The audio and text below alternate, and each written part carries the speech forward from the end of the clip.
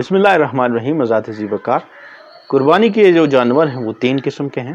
ان میں ایک اونٹ ہے، گائے ہے اور بکری ہے۔ اب اونٹ جو ہے وہ نر اور مادہ، بیل میں جو ہے وہ گائے بھی ہے، بھینس بھی ہے، بھینسا بھی ہے، یہ نر اور مادہ۔ اور جو بکری ہے اس میں بیڑ بھی ہے، دمبا بھی ہے، نر اور مادہ۔ یہ 3 قسم کے جانور ہیں جو آپ قربانی کر سکتے ہیں۔ اس کے علاوہ آپ ان کے اندر یہ چیزیں دیکھ سکتے ہیں کہ ان کے اندر یہ چیزیں نہ ہوں۔ ایک کانا پن ان کا ظاہر نہ ہو، دوسرا لنگڑا پن ظاہر نہ ہو، تیسرا وہ لاغر پن نہ ہو، اور چوتھا اس کی ہڈیاں نہ نکلی ہوئی، یعنی ہڈیوں کا ڈھانچہ نہ ہو۔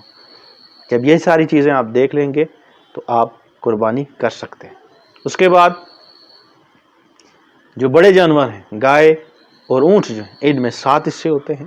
گھر کے 7 افراد بھی ہو سکتے ہیں، یا گاؤں محلے کے لوگ مل کر بھی 7 لوگ مل کر ایک بڑے جانور کی قربانی کر سکتے ہیں۔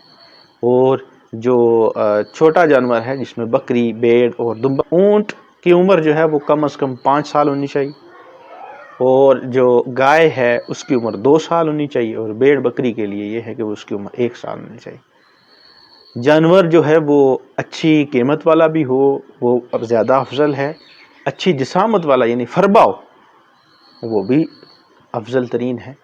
ہمیں یہ چاہیے کہ اگر ہم استطاعت رکھتے ہیں، میرے آقا صلی اللہ علیہ وآلہ وسلم نے ارشاد فرمایا، جو شخص قربانی کی استطاعت رکھتا ہے اس کے باوجود وہ قربانی نہیں کرتا تو وہ پھر جو ہے ہماری عیدگاہ سے نکل جائے، یعنی ہماری عیدگاہ سے دور ہو جائے۔